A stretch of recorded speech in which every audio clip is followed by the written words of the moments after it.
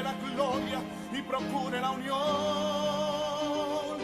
Yo quiero una iglesia que sane al herido, que rompa cadenas, liberte al cautivo, que aclare la mente al que está confundido y que hable verdad. Yo quiero una iglesia que con su mirada le brinde esperanza al alma angustiada. Yo quiero una iglesia que sane la herida de la humanidad. Yo quiero un rebaño donde mis ovejas se sientan seguras y llenas de paz, donde mi palabra sea su alimento. Allí quiero. Muy bien, el tema de esta mañana es la sangre del nuevo pacto. Y quiero enfocarme en este mensaje o en la meditación de la palabra en esta mañana, siempre con la intención de conectarlo con la secuencia anterior o con la secuencia que he venido desarrollando de lo sobrenatural, de lo milagroso. Dios nos ha dado su espíritu y juntamente con su espíritu Dios nos ha dado su poder. Es posible recibir milagros por causa de que Dios nos ha dado su espíritu. Amén. Pero también Dios nos ha dado el nombre de Jesús, nos ha dado autoridad. Y aprendíamos el domingo pasado cómo la sanidad del cojo fue ejecutada, porque Pedro ministró, habló, declaró en el nombre de Jesús. Así que los milagros pueden suceder cuando hablamos en el nombre de Jesús. Y esta mañana quiero establecer una base muy fuerte, una base muy firme de lo que es nuestra vida cristiana, y es la sangre de Jesucristo. Necesitamos no solamente recordar, como yo dije hace un par de días o un par de domingos, que cada vez que nos reunimos tenemos que recordar esto: Él está vivo, Él resucitó, venció a la muerte, venció al diablo, venció al infierno. Él es el vencedor, y ahora a través de Él nosotros somos más que vencedores. No hay victoria de otra manera fuera de Cristo, pero a través de Cristo somos más que vencedores. Entonces hemos venido estableciendo verdades de la palabra como esta, de que tenemos que recordar que Él está vivo. Pero este es otro principio también. Tenemos que recordar, hermanos, que el fundamento de nuestra vida, la base de nuestra existencia aquí como creyente, de perseverar, la base de nuestra salvación, de la esperanza que nos ha sido dada, fue el sacrificio de Cristo. Y cuando hablamos del sacrificio de Cristo, hablamos de su muerte, hablamos de su crucifixión, hablamos del derramamiento de su sangre. Y es importante entonces establecer esto como un fundamento que puede realmente cambiar o afectar nuestra forma de ver el cristianismo. Por eso me dirigí a los jóvenes esta mañana diciendo: ojalá que esta mañana puedan estar atentos a la palabra, porque esta palabra puede cambiar sus vidas. La sangre de Cristo es la base de nuestra redención. El derramamiento de la sangre de Cristo es la base de nuestra vida. Nosotros hemos puesto nuestra fe en que Él es el Señor. Hemos puesto nuestra fe en que Él ha resucitado. Pero Él resucitó después de haber muerto y después de haber derramado su sangre. Y nosotros tenemos que entender el valor de la sangre de Cristo. Tenemos que entender el poder de la sangre de Cristo. Y tenemos que entender algo sumamente importante. Somos parte del nuevo pacto establecido en la sangre de Jesús. El antiguo pacto fue establecido en base a la sangre de animales, pero el nuevo pacto está establecido en base a la sangre de Cristo. Y eso es sumamente importante, porque yo recuerdo haber leído en el libro de Génesis que cuando Abraham oyó que Lot había sido llevado cautivo, él se levantó, armó a sus criados y se fue a hacer la guerra contra 5 reyes.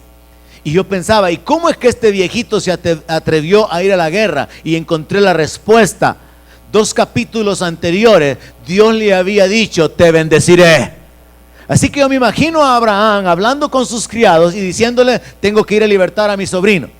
Y me imagino a los criados diciéndole: pero Abraham, pero Señor, solamente somos 300 y ellos son miles. Son 5 ejércitos de 5 reyes. Pero Abraham les contesta: pero yo tengo la promesa de bendición del Dios Altísimo. Él ha dicho que me va a bendecir. Él ha dicho que va a bendecir mi descendencia. Él ha dicho que me va a dar la tierra por heredad. En base a una promesa de bendición, Abraham se fue a una batalla y obtuvo la victoria. Y ahora nosotros, mire la diferencia, hermano, Efesios, bendecidos con toda bendición espiritual. Y no lo creemos. Mire la diferencia. Nosotros ya estamos bendecidos con toda bendición espiritual. Abraham tenía una promesa de bendición. Con la promesa de bendición, Abraham se fue a obtener victoria. Con la bendición ya manifestada por causa de la muerte, el sacrificio, la resurrección del Señor sobre la iglesia, y la iglesia todavía sigue cosechando derrotas. ¿No le parece que hay algo tremendo ahí? Y es lo mismo con David. ¿Por qué David pudo ir a enfrentar al gigante? Ya le he revelado ese secreto anteriormente. Cuando él dice, y este filisteo incircunciso, lo que David está diciendo es, ¿cómo no voy a levantarme yo, que tengo un pacto de sangre con el Dios de los cielos, para derrotar a ese incircunciso, a ese filisteo que no tiene pacto, que no tiene protección, que no tiene respaldo? La base de la victoria de David fue el entendimiento de que él tenía un pacto de sangre. La base de la victoria de su vida, hermano, es el entendimiento de que usted ha sido hecho participante del nuevo pacto por la sangre de Cristo. Si esto logra penetrar en la mente, en el corazón de los jóvenes, si esto logra penetrar en la mente de cada miembro de esta iglesia, eso puede radicalmente cambiar su existencia, porque usted tiene un pacto de sangre, y la sangre derramada fue la sangre de Jesús. ¿Y qué revela eso? Es la más grande prueba de amor. ¿Quiere usted saber que Dios le ama? Considere, sí, te amé tanto que derramé la sangre por ti. Esa es la clase de amor de Dios. Estamos tan acostumbrados a leer en la palabra que Dios amó de tal manera al mundo, que dio a su Hijo, tararará. Sí, pero eso ya no significa nada para nosotros muchas veces. Viene a ser como oír llover. Oímos que está lloviendo, sí, está lloviendo, pero no le damos la importancia a la lluvia con respecto a las cosechas, con respecto al clima. Sí, está lloviendo y no deja de llover. A los jóvenes les pasa eso. Pasan años y años oyendo la palabra y de repente la palabra hasta llega a molestarles, porque la palabra restringe su vida, porque la palabra les muestra un camino estrecho, pues es estrecho el camino de la vida eterna y es ancho el de la perdición. Entonces el entendimiento, hermanos, de que usted tiene parte en el nuevo pacto por la sangre de Cristo es la base para poder comprender: Dios le ama. Usted tiene que estar seguro del amor de Dios, segura del amor de Dios, porque Él derramó su sangre por usted. La muestra de amor de Dios es el sacrificio de Jesucristo y el derramar su sangre para la remisión de nuestros pecados. La base de la palabra es fácil de recordar. Mateo 26, 26. Dice la escritura que mientras comían, tomó Jesús el pan y bendijo y lo partió y dio a sus discípulos y dijo: tomad, comed, esto es mi cuerpo. Y tomando la copa y habiendo dado gracias, les dio, diciendo: bebed de ella todos, porque esto es mi sangre del nuevo pacto, que por muchos es derramada para remisión de los pecados. Verso 28, mire: porque esto es mi sangre del nuevo pacto. Dios reconoce dos pactos según el libro de Gálatas. El primer pacto, que fue establecido en el monte Sinaí, cuando Dios dio la ley por medio de Moisés, y se ofrecieron sacrificios, se ofrecieron holocaustos. Moisés tomó la sangre de estos animales y roció el libro donde él había escrito todos los mandamientos de Dios, roció al pueblo, y el pacto fue establecido en esa ocasión cuando la ley fue dada. Pero luego el segundo pacto o el nuevo pacto es ahora no a través de la sangre de animales, sino a través de la sangre de Jesucristo. Y Jesucristo establece ahora una nueva relación del hombre con Dios a través de su sangre. Y es importante entender que el Señor Jesús está participando de la cena, que era la cena de la Pascua. El mismo día que el Señor comió la Pascua por la noche, como para los judíos el día comienza con la noche, el mismo día que el Señor comió la Pascua, Él fue a orar, Él fue capturado, Él fue juzgado, Él fue condenado, Él fue crucificado y Él murió. Y Él murió como nuestra Pascua, como el Cordero de Dios que quita el pecado del mundo. El mismo día que el Señor comió la Pascua, Él se convirtió en nuestra Pascua. Ahora, Él estaba comiendo con ellos y Él desarrolla un evento singular, un evento que de alguna manera marca a la iglesia, porque a partir de ahí habrá de recordarse la muerte del Señor. Él toma el pan, Él toma la copa y les dice que coman y que beban. Y les hace una declaración que suena un poco extraña. Esto es mi sangre, esto es mi cuerpo. Y aquí tenemos que entender que hay una división en cuanto a la interpretación de la palabra, y que la interpretación de la Iglesia Católica es que literalmente el vino se había convertido en la sangre de Cristo y que el pan era el cuerpo de Cristo. Y hasta el día de hoy, dentro de la interpretación sacerdotal, ellos creen que cuando se realiza la misa, están haciendo una repetición de un sacrificio incruento del Señor, en el cual literalmente la hostia es el cuerpo de Cristo y el vino es la sangre de Cristo. Pero esto no puede ser así, porque Jesús está vivo, Jesús todavía no ha muerto, Jesús está dando un simbolismo, y esa es la interpretación evangélica. Jesús está haciendo una aplicación simbólica de que de la misma manera que el trigo tiene que ser molido, tiene que ser deshecho, tiene que ser metido al horno para poder obtener pan, su cuerpo tendría que ser molido. Su cuerpo tendría que ser afligido, herido, su cuerpo tenía que ser castigado. Y que así como la uva o las uvas tienen que ser destruidas para poder obtener el vino, Él también iba a ser sometido a una presión espiritual, a una presión física, a una presión de todo tipo, hasta el punto que iba a experimentar su muerte y habría de derramar su sangre. Entonces tenemos una diferencia de interpretación aquí. El sistema católico llama a esto la transubstanciación, que los elementos se convierten literalmente en el cuerpo y la sangre de Cristo. Y por eso ellos ahora creen que cada vez que comen de la hostia están recibiendo a Cristo. Pero yo voy a explicarle más adelante que en realidad es un asunto de fe, porque la interpretación evangélica es que esto era algo simbólico, era algo que tenía que ver con creer en los beneficios que Dios ha provisto para nosotros a través del sacrificio del Señor. Ahora, ellos estaban comiendo el cordero, ellos estaban celebrando la Pascua, y el día de la Pascua lo que ellos hacían era recordar cuando Dios los había sacado de Egipto. Los judíos, los apóstoles, están con el Señor celebrando la Pascua, están recordando cuando salieron de Egipto, están recordando que habían sido liberados de la esclavitud, están recordando que habían sido liberados de Faraón. Pero ahora Jesús establece un memorial relacionado con su muerte, que tiene que ver con ser libertados del mundo, ser libertados del poder del pecado y ser libertados del poder del diablo. Y por eso Jesús habló de libertad. Pero los fariseos no entendían y decían: nosotros no somos esclavos. Y Jesús les enseña: si el Hijo os libertare, seréis verdaderamente libres. Ellos en su generación dicen: nosotros jamás hemos sido esclavos de nadie. Y Jesús está hablando de la esclavitud al pecado. Jesús está hablando de la esclavitud al diablo, de la esclavitud a la muerte.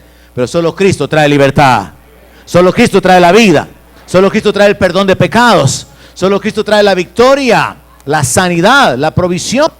Y eso es lo que Él hace cuando con su muerte toma nuestro lugar y nos deja disponibles las bendiciones para nosotros. En Juan capítulo 6, 51 podemos entender que Jesús había comenzado a hablar mucho tiempo antes acerca de esto de su sangre, acerca de su cuerpo siendo entregado. Y el Señor se enfoca de manera que los religiosos no pueden entender. Y esto es un problema que a mí en lo particular me preocupa. Me preocupa que los jóvenes no entiendan el Evangelio.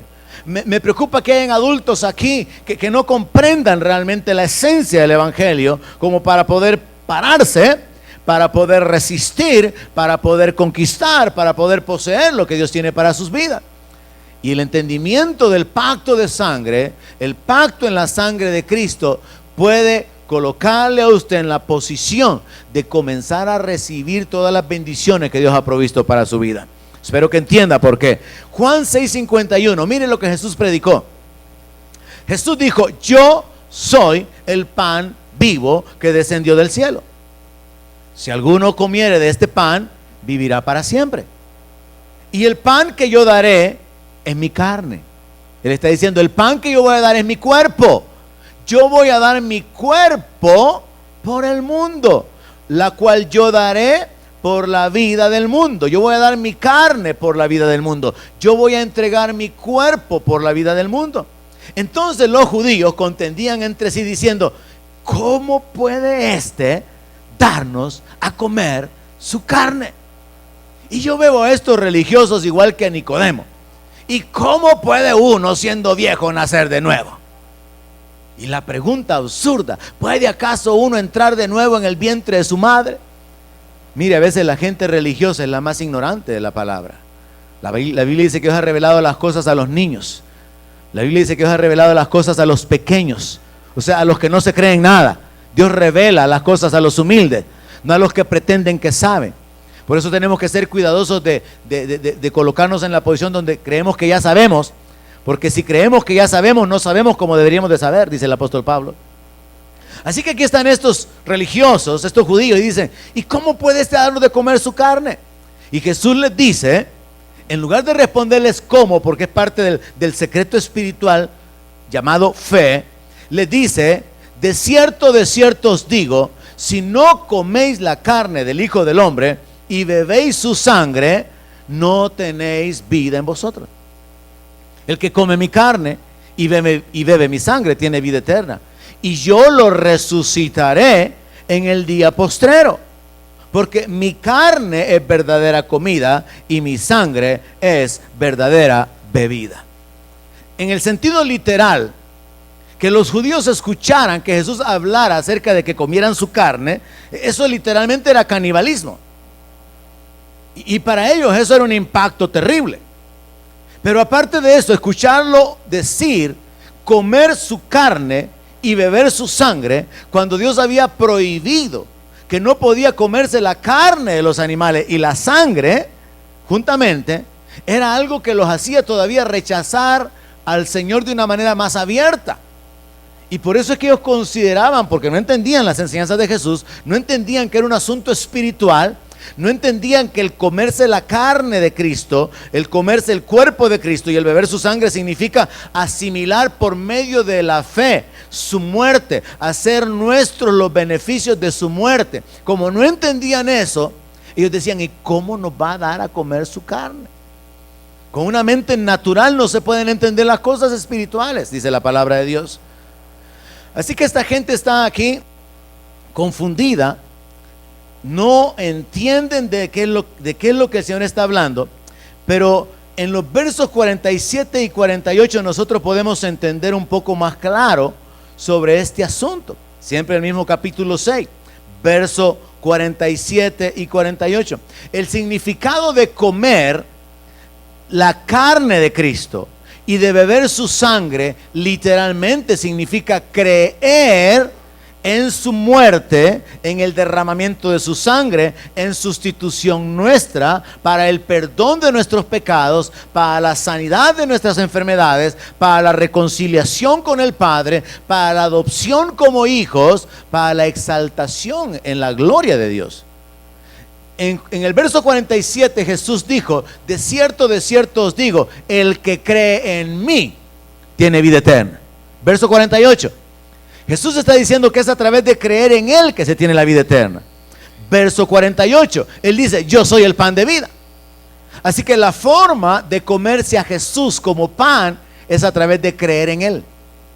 No es a través de la hostia, no es a través de los símbolos, no es a través de los elementos. Usted no es salvo porque participemos de la comunión aquí. Usted es salvo si usted ha creído en Jesús. Pero creer en Jesús es más que simplemente decir sí, yo creo en Él. Es tener en el corazón el entendimiento de que Él es el Señor, someterse a su señorío y estar en la disposición de vivir de acuerdo a su palabra, porque Él dijo, el que me ama, mi palabra guardará, y mi Padre le amará, y vendremos y haremos morada en Él. Entonces es un asunto de relación. Yo creo que el diablo en su astucia ha logrado darle a millones de personas religión, anulando la posibilidad de una relación con el Señor. Así que hay un montón de gente religiosa, millones de personas religiosas. Incluso a nivel del cristianismo, con tantas divisiones, con tanta confusión, hay millones de cristianos religiosos. Pero lo que necesitamos no es religión, es una relación, es una vida de fe, una vida de confianza, una vida de dependencia del Señor. Y la base es, tengo un pacto en base a la sangre de Cristo. No como el pacto que David tenía en base a la sangre de animales.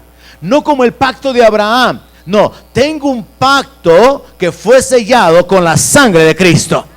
Y eso hace firme el pacto. Por lo tanto, hace firme también las bendiciones que están conectadas con ese pacto. Así que el significado de comer y de beber la sangre, hermanos, es asimilar espiritualmente los beneficios de la muerte del Señor por medio de la fe. Es lo que dice el verso 47.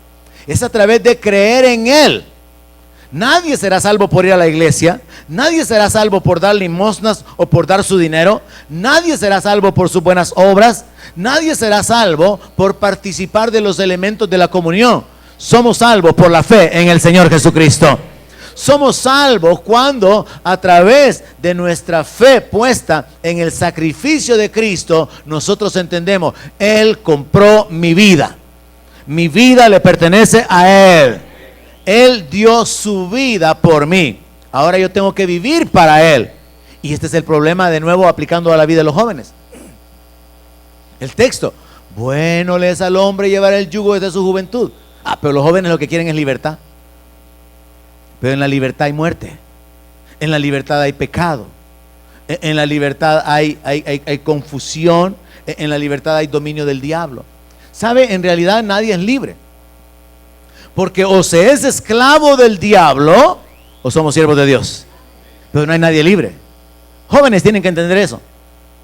Siempre habrá alguien a quien estemos sujetos, ya sea porque toma control de nuestra vida o porque nosotros nos sujetamos.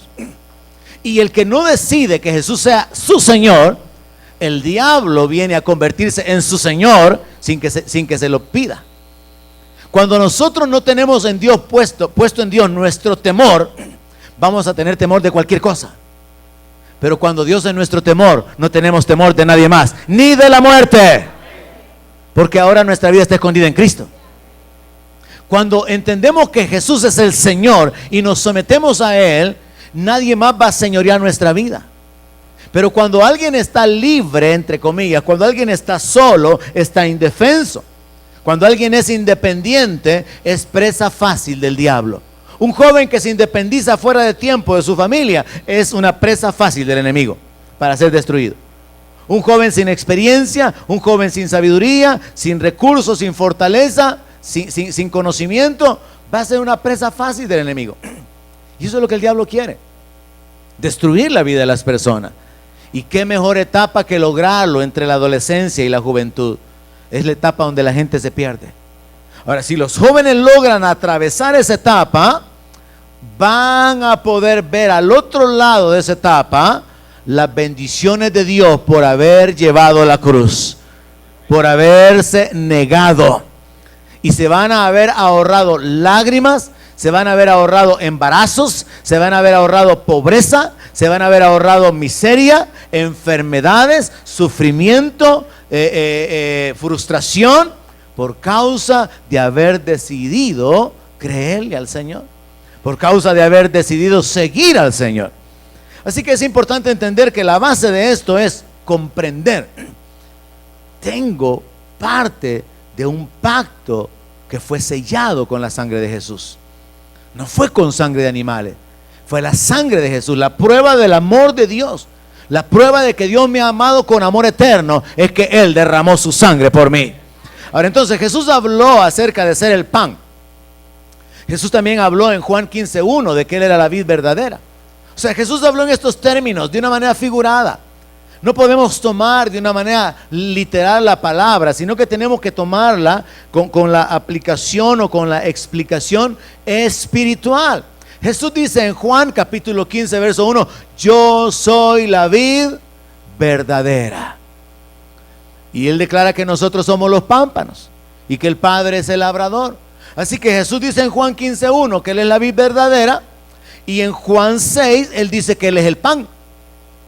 Ahora en Juan 6 verso 35 dice que Él es el pan, verso 48 dice que Él es el pan, y en el verso 51 también dice que Él es el pan vivo que descendió del cielo. Y qué tremendo lo que sucede aquí, mire.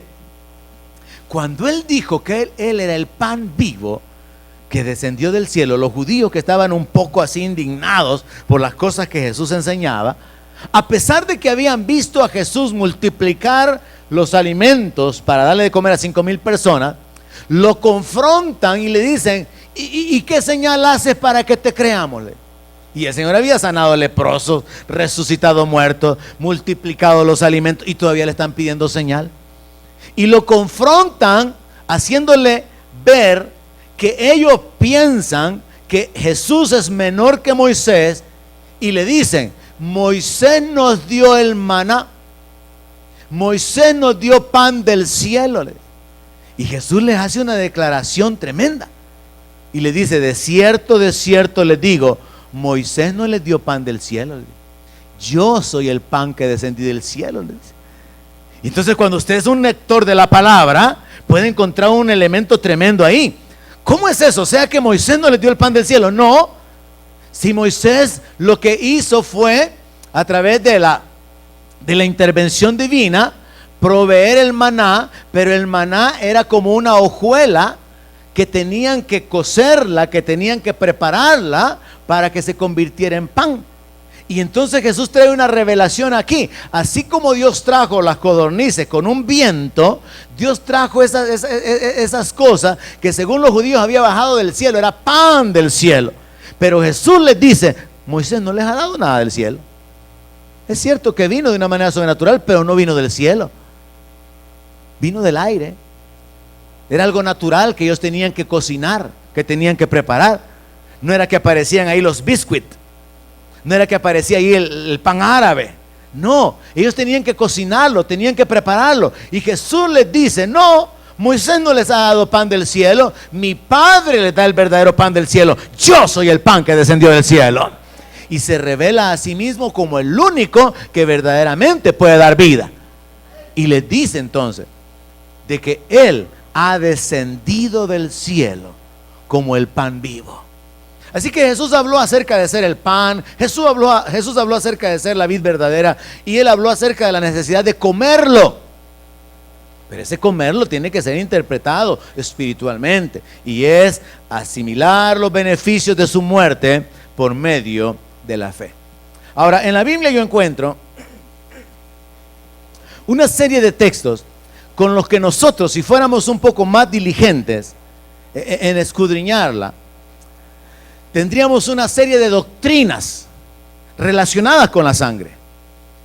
Pero esas doctrinas pueden ser asimiladas de una mejor manera si sustituimos esto por palabras más contemporáneas. Por ejemplo, yo encuentro en la Biblia estas palabras: redención, expiación, justificación, santificación y adopción.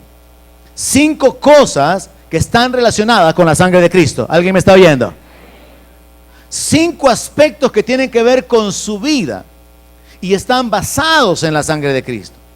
La redención podemos entenderla más fácilmente como el rescate.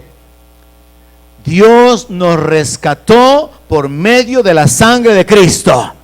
¿Y de qué nos rescató? Del poder del diablo. ¿Cuántos estaban debajo del poder del diablo antes? ¿Y cuántos están ahora? Ya no, hermano. Hemos sido libertados por el Hijo, a menos que nosotros nos sometamos. ¿Recuerda usted que los judíos se querían regresar a Egipto? ¿Y usted cree que el faraón los iba a esperar con fiesta? ¿Y faraón les iba a aumentar el sueldo? ¿Y faraón les iba a dar más beneficios? Ah, no, faraón los hubiera tomado como esclavos y les hubiera aumentado la carga más de lo que se les había aumentado antes de quererlos dejar salir. Así que Tenemos que entender que la doctrina de la redención es más fácil asimilarla cuando entendemos rescate. Él me rescató a mí. Él me rescató con su sangre. Jesús me rescató a mí con la sangre que Él derramó. Me rescató del poder del diablo. Porque mi vida estaba comprada, vendida, le pertenecía al diablo. Pero Él me rescató. Así que la palabra rescate puede ser más fácil de asimilarla. Segunda doctrina, la doctrina de la expiación.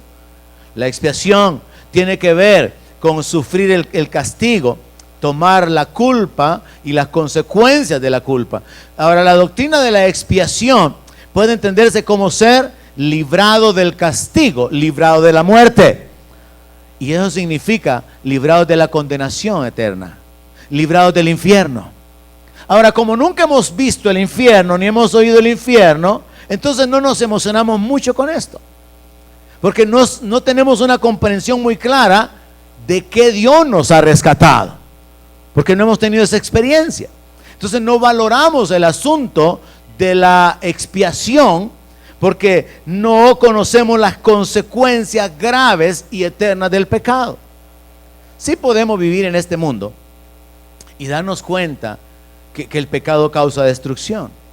Cuánta gente está deshecha, cuánta gente está destruida por los vicios, cuánta gente está arruinada económicamente, cuánta gente está destruida moralmente, emocionalmente, físicamente a través de las enfermedades. Y estas solamente son algunas de las muestras naturales o visibles del poder del pecado, porque la paga del pecado es muerte.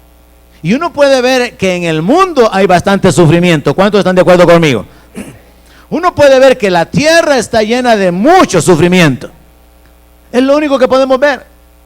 Gente que está sometida por adicciones, gente que está con enfermedades terminales, gente que está viviendo en la miseria, en la pobreza, gente que está sufriendo toda clase de padecimientos emocionales. Vemos sufrimiento. Pero como no somos conscientes del plano espiritual, entonces no valoramos mucho este asunto de la expiación. Pero el Señor con su sangre nos ha librado de la muerte eterna. Nos ha librado de la condenación. La tercera doctrina, la de la justificación, es más fácil entenderla como: por la sangre de Cristo yo he sido reconciliado con el Padre. Mire, vaya juntando las declaraciones. Librado del poder del diablo. Amén. Rescatado del poder del diablo. Librado del castigo que a usted le correspondía. Librado de la muerte. Reconciliado con el Padre. Esa es la justificación. Usted tiene ahora acceso para llegar al Padre. ¿Alguien dice amén? Dice la palabra que podemos acercarnos confiadamente al trono de la gracia. Mire, hermano, si usted logra entender esto, la posición suya depende de la sangre de Cristo. Tener el favor del Padre, tener acceso al Padre, tener el camino abierto, tener el nombre de Jesús, es un gran privilegio que no estamos aprovechando al máximo. Porque el libro de Hebreos dice que nos acerquemos confiadamente al trono de la gracia. Que nos acerquemos confiadamente, no con temor, no con duda. Y qué bueno, hermano, que a través de la sangre de Cristo fuimos reconciliados. Pero mejor sería que viviéramos en esa reconciliación entendiendo que tenemos acceso para recibir el respaldo de Dios en cualquier momento de nuestra vida. Entonces, no solamente hemos sido librados del poder del diablo, no solamente hemos sido librados del castigo que nos correspondía, sino que hemos sido acercados al Padre. Nuestra relación ha sido restaurada. Antes éramos enemigos y merecíamos la ira y el castigo de Dios. Pero ahora somos reconciliados.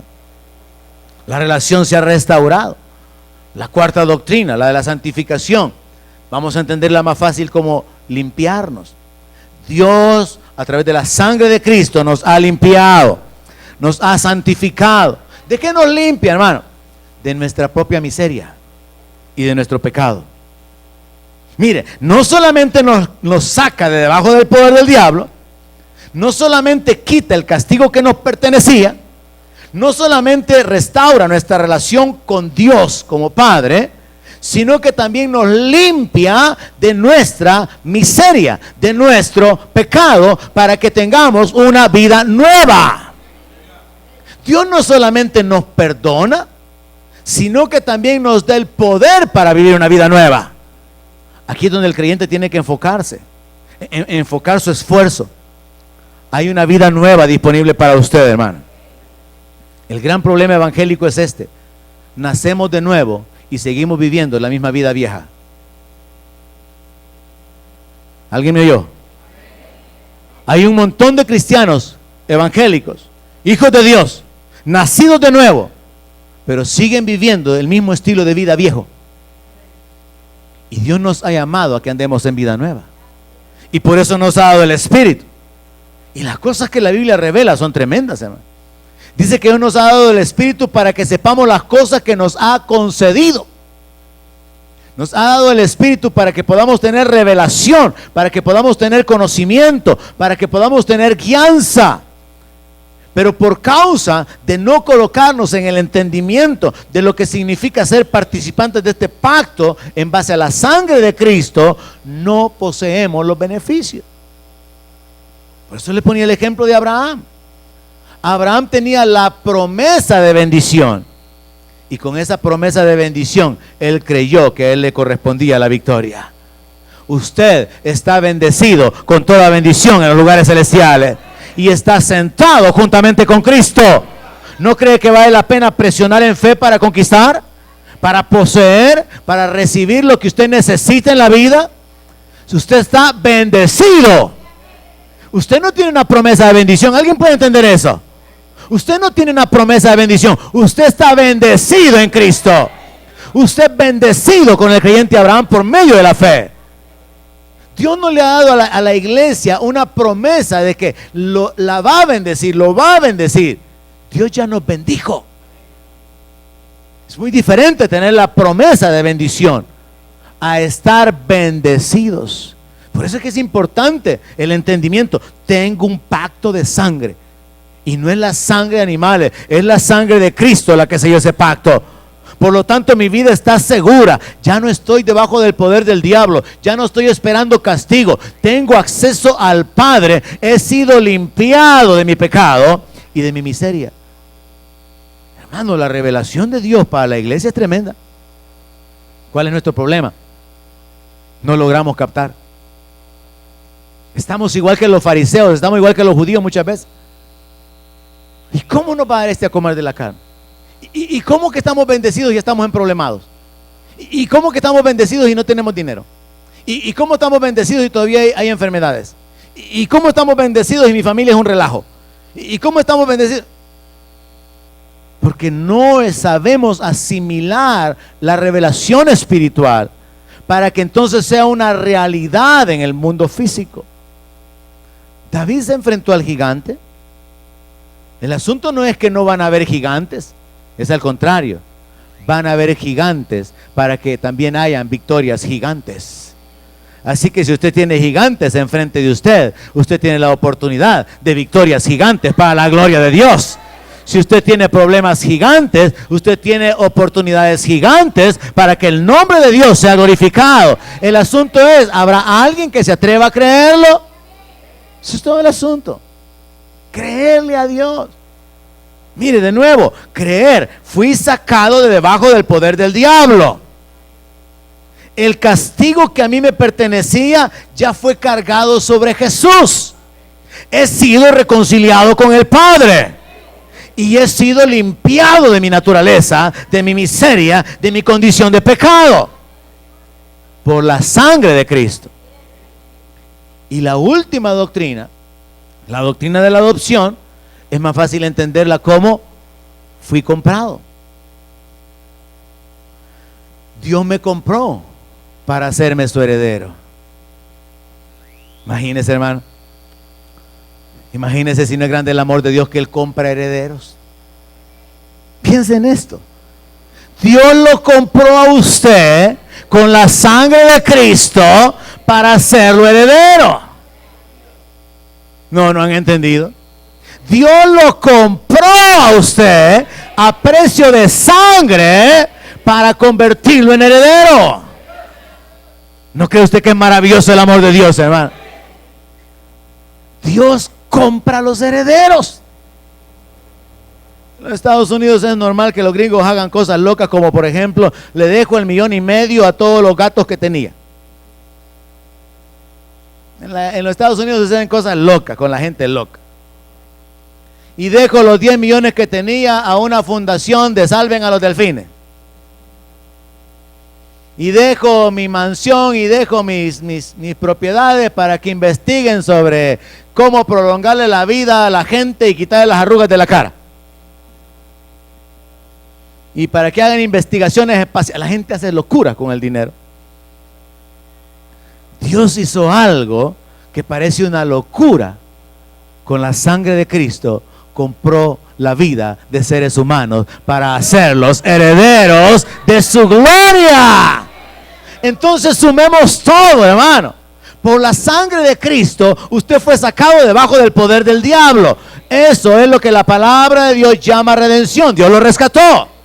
Con la sangre de Cristo, el castigo que le pertenecía a usted fue pagado, porque a Él se le cargó el castigo de nuestro pecado. Usted ha sido libertado. La doctrina de la expiación. Por la sangre de Cristo, usted ha sido reconciliado con el Padre. La doctrina de la justificación. Con la sangre de Cristo, usted fue limpiado de su miseria y de su pecado. La doctrina de la santificación. Y por la sangre de Cristo, usted ha sido comprado para ser un heredero. La doctrina de la adopción. Así que usted ya no está bajo el poder del diablo. Usted ya no tiene que estar con expectativa de castigo. Usted ha sido reconciliado. Usted está limpio de pecado. Y usted es heredero. Hermano, es poderoso lo que la palabra revela. Este es un conocimiento, hermano, profundo. Por eso dije, y enfocado a los jóvenes, que pudieran entender esto. Cristo derramó su sangre por ti. Cristo murió para comprarte. Cristo murió para acercarte. Cristo murió para liberarte de la esclavitud. Cristo murió para cambiar tu naturaleza. La sangre de Cristo establece estos beneficios. ¿Quiere texto? Se los voy a leer. Colosenses 1:14, en quien tenemos redención por su sangre, el perdón de pecados. Primera de Pedro 1:18, sabiendo que fuiste rescatados de vuestra vana manera de vivir, la cual recibisteis de vuestros padres, no con cosas corruptibles como oro o plata, sino con la sangre preciosa de Cristo, como de un cordero sin mancha y sin contaminación. Romanos 5:9, pues mucho más, estando ya justificados en su sangre, por él seremos salvos de la ira. Hebreos 13:12, por lo cual también Jesús, para santificar al pueblo, mediante su propia sangre, padeció fuera de la puerta. Romanos 3:25, a quien Dios puso como propiciación por medio de la fe en su sangre, para manifestar su justicia, a causa de haber pasado por alto en su paciencia los pecados pasados. Efesios 2:13, pero ahora en Cristo Jesús, vosotros que en otro tiempo estabais lejos, habéis sido hechos cercanos por la sangre de Cristo. Cada uno de estos versos nos enfoca en la sangre. Vivir, hermano, con la conciencia. Tengo un pacto. Soy participante del nuevo pacto. Sellado con la sangre de Cristo. Puede definitivamente cambiar su vida. Soy un hombre de pacto. Y aquí es entonces donde está el problema de ser un religioso. Un joven que crece en la iglesia sin seguir el señorío de Cristo, sin preocuparse por conocer la palabra, a pesar de que la palabra es espíritu, es vida, a pesar de que la palabra es medicina. Un joven o un adulto, una persona cualquiera que simplemente se acostumbra a visitar la iglesia, a ir a la iglesia, pero no habita bajo el abrigo del Altísimo. No tiene una vida de dependencia de Dios, porque la Biblia dice que el justo por la fe vivirá. Y vivir por la fe significa vivo dependiendo de Dios. Viene un ataque de enfermedad, dependo de Dios. Estoy disfrutando abundancia económica, honro a Dios. Estoy afligido, hago oración. Estoy contento, canto alabanza. Es una vida de relación con Dios. Dios me da las cosas en abundancia para que las disfrute. Dios no me está prohibiendo a mí lo mejor del mundo. Al contrario, Él quiere lo mejor para mi vida. Pero el diablo nos hace creer lo contrario. Yo creo que en el caso de los jóvenes, por causa de la falta de sabiduría, el enemigo aprovecha esto, como cuando Pablo dice de que el diablo puede extraviar nuestros sentidos de la sincera fidelidad a Cristo. Y así como engañó a Eva, el diablo le hace creer a los jóvenes que la vida hay que disfrutarla. El diablo le hace creer, y jóvenes, no lo tomen de una manera personal, sino que todos fuimos jóvenes en algún momento. Y esa etapa es la etapa en la cual el diablo puede engañar a cualquiera. Es la etapa en la que somos confundidos con las luces del mundo. Somos atraídos con las diferentes ofertas que el diablo puede presentarnos. Y cuando la persona, cuando el joven no logra establecerse en esa etapa, ¿sabe qué pasa? Llega viejo y sigue igual. No digan amén, por favor. Cuando el creyente no se afirma, llega viejo y sigue igual. Inconstante, infiel, irresponsable, nunca se afirma, su vida sigue transcurriendo, pero no hay cambios, porque no hay una evidencia de una vida nueva, de dependencia, de confianza, de encomendarse, de depender de Dios, de creerle a Dios, de obedecerle a Dios. Lo que hay es, voy a la iglesia de vez en cuando, y eso no cambia nada. Ir a la iglesia no cambia a la gente. Dios nos cambia por su espíritu en nuestro interior. Dios nos cambia cuando nos sometemos y le pedimos a Él que nos cambie. Dios nos cambia cuando nosotros decidimos reconocer su señorío y su autoridad en nuestra vida. Dios no nos cambia porque otros nos lleven en oración. Lléveme en oración, hermano, para que el Señor me ayude. Y no se congrega, y no ora, y no lee la palabra. Literalmente, ahí se va a estar. Ahí se va a estar, hermano. Aunque hagan cadena de oración y digan, mire, por mí están orando en Australia, en Canadá, en Sudamérica, usted ahí se va a estar. Porque usted tiene que tomar su cruz, negarse a sí mismo cada día y seguir al Señor. No hay otro evangelio. Yo lo predico de esta manera. Dios no tiene un evangelio para los jóvenes, un evangelio para las mujeres y un evangelio para los hombres. Es el mismo evangelio. Negación. Negación a lo que produce muerte. Llevar la cruz, el trabajar en la muerte continua o permanente de nuestras pasiones, como dice el apóstol Pablo, que los que son de Cristo han crucificado sus pasiones. Para ir concluyendo, entonces, podemos entender esto, hermano. Tenemos un pacto, aunque no digan amén. Entonces quizás voy a referirme de esta manera. Quiero contarles que yo tengo un pacto por la sangre que Jesús derramó por mí. Ese pacto a mí me garantiza que Dios realmente me ama, porque Él estuvo dispuesto a derramar su sangre por mí. Cuando hablamos del amor en términos humanos, hermano, existe esto, no sé si todavía existirá, pero en mi tiempo existía, que el varón le pedía a la jovencita la prueba de su amor. Si me amás, dame la prueba. Ya acordaron algunos, ¿verdad? Yo no sé si eso existe todavía, porque como ahora todo es cibernético, ¿verdad? A lo mejor es dame tu celular o dame tu clave.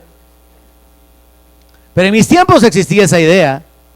Es que si usted de verdad me ama, yo quiero que me dé la prueba. Y esa era la mejor forma de saber que ese hijo del diablo no amaba ni respetaba a esa joven, porque lo que está queriendo es abusar de ella, usar su vida sexualmente. Si hablamos en lo natural, ¿cuál podría ser la prueba más grande de amor?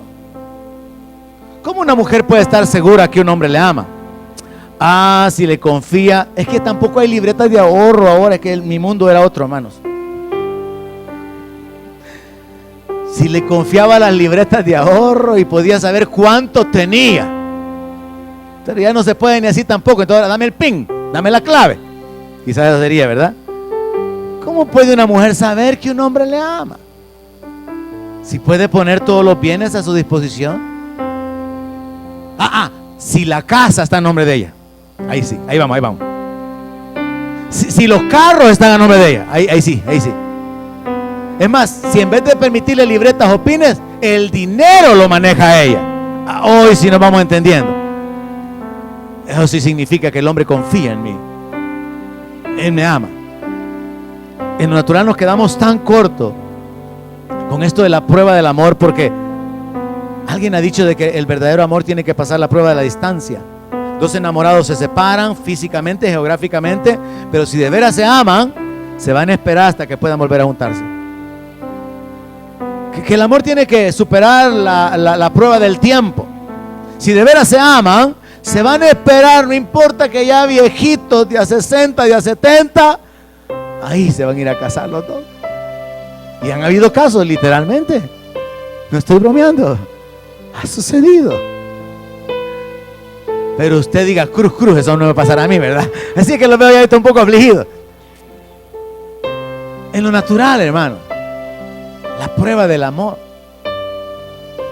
realmente no existe. Hay pequeñas cosas que nos dan luces. Yo tuve esta experiencia con el permiso y sin el permiso de mi esposa.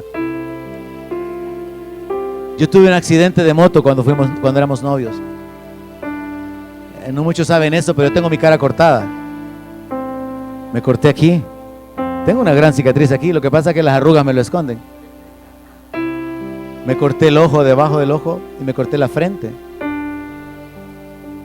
Y cuando yo tuve ese accidente, por cierto, fue aquí muy cerca, por el edificio del Cristo Negro, en una motocicleta, andando en motocicleta. Y entonces éramos miembros de la misión centroamericana, donde les he contado que fue nuestro desarrollo, o mi desarrollo como creyente. Y a ella le avisaron de mi accidente. Ella creo que fue a la casa a verme, y cuando llegó a verme, ya no vio aquella belleza que ella había conocido.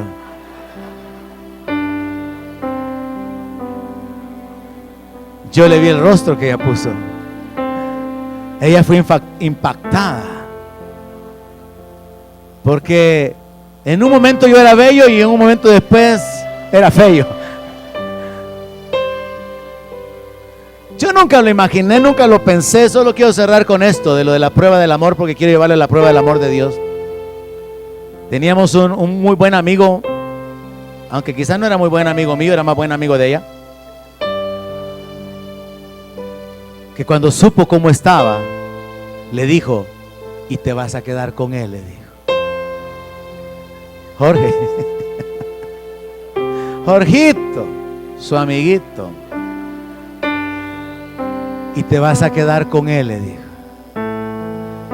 Yo creo que hasta se atreve a decirle: yo te aconsejo que no, le dijo. ¿Qué vas a hacer con un Frankenstein? Mira que aquí, mira que allá.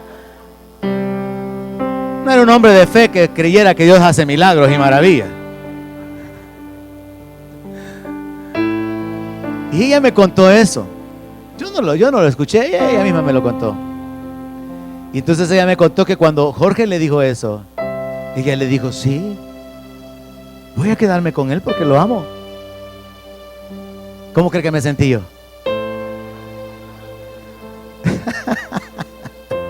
Todavía el lago. No, el enfoque no era yo, el enfoque era ella. ¿Sabe? El enfoque no es quiénes somos nosotros, el enfoque es quién es Él. El asunto no es cómo somos nosotros ni lo que merecemos, sino cómo es Él. Y ella lo cumplió, decidió quedarse conmigo. No sé, no recuerdo exactamente en qué tiempo ella me contó esta historia, pero sí sé que si hablamos de lo natural, esto puede ocuparse como un ejemplo de lo que es una prueba de amor. Cuando dos personas están unidas en una relación de noviazgo y siguen adelante a pesar de que descubren que esté enfermo, esté enferma. Es verdadera muestra de amor. Cuando dos personas están comprometidas y en el camino, en esa relación, descubren que por situaciones de la vida perdió todo lo que tenía materialmente, ya no tiene lo que tenía cuando le dije que sí. Si todavía siguen juntos es porque sí le ama. Dígame si Dios nos amó, si Dios no nos amó, que cuando éramos enemigos, Cristo murió por nosotros.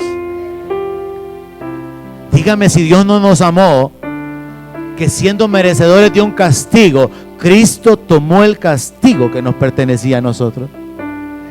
Dígame si Dios no nos amó, que siendo enemigos y pecadores y caminando en contra de la voluntad de Dios, Dios nos compra para convertirnos en sus herederos.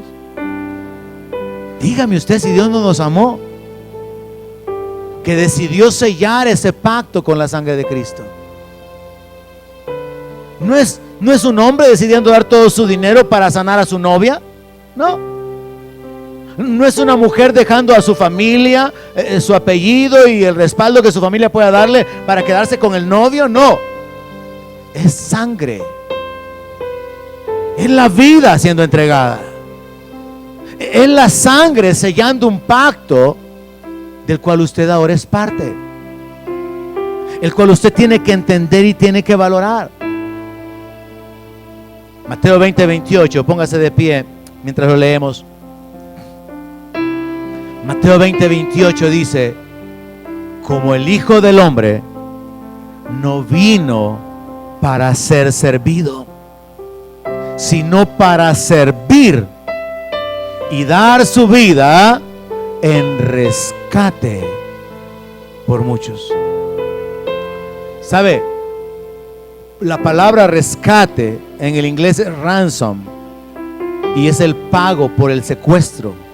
Es el pago de la liberación de alguien que está secuestrado. Estábamos secuestrados por el diablo. Estábamos vendidos al pecado, condenados a la muerte eterna, enemigos de Dios. Y Él pagó el rescate. Jóvenes, Cristo pagó el rescate por su vida. Depende de ustedes si quieren vivir en Egipto. Depende de ustedes si quieren someterse a Faraón, que en el sentido literal, espiritual, verdadero, es el diablo y el mundo. De ustedes depende. Es su decisión. Sus padres se van a morir y ustedes tienen que seguir su propio camino. Jóvenes, es su decisión entrar en el pacto o quedarse fuera del pacto. Pero Jesús mismo declaró que Él había venido para dar su vida en rescate. En Mateo 8, verso 17. Mire qué curioso esto. Mateo 8 nos muestra una serie de milagros que Jesús hizo. Jesús limpió leprosos, Jesús sanó muchos enfermos, Jesús libró personas endemoniadas. Y llegamos al punto donde Jesús incluso sana a la suegra de Pedro, reprendiendo la fiebre. Ahora, mira lo que dice en el verso 17, y entienda esto: Jesús todavía no había muerto. Y la profecía de Isaías 53 es: ciertamente Él llevó nuestras enfermedades, Él sufrió nuestra dolencia, pero Él todavía no había muerto. Y entonces Mateo hace una referencia a la escritura de Isaías por causa de las sanidades que Él había obrado, y Él escribe esto: que esas sanidades sucedieron para que se cumpliera lo dicho por el profeta Isaías cuando dijo: Él mismo tomó nuestras enfermedades y llevó nuestra dolencia. Entonces tengo que agregarle a la declaración anterior: Él vino a rescatarme. Ahora tengo que agregarle a esa declaración: Él vino a sanarme. ¿Hay alguien aquí esta mañana? Él vino a rescatarme. Él vino a sanarme. En Romanos capítulo 8, verso 32, Pablo trae una revelación tremenda de lo que es la voluntad de Dios para nosotros. Y todo está disponible por medio de la fe. Nuestro gran problema es creerle a Dios. Romanos 8:32 dice: el que no escatimó ni a su propio Hijo, sino que lo entregó por todos nosotros, ¿cómo no nos dará también con Él todas las cosas?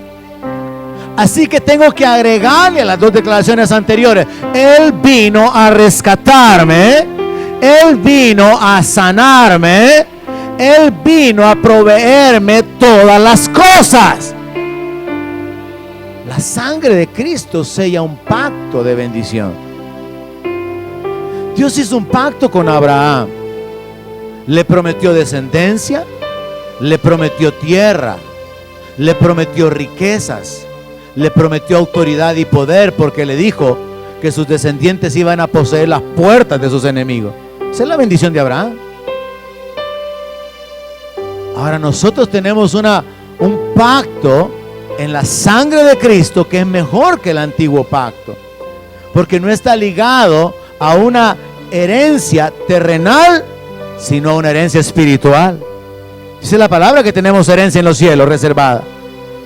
No está ligada a poder en lo natural, sino al poder espiritual que hay en el nombre de Jesús.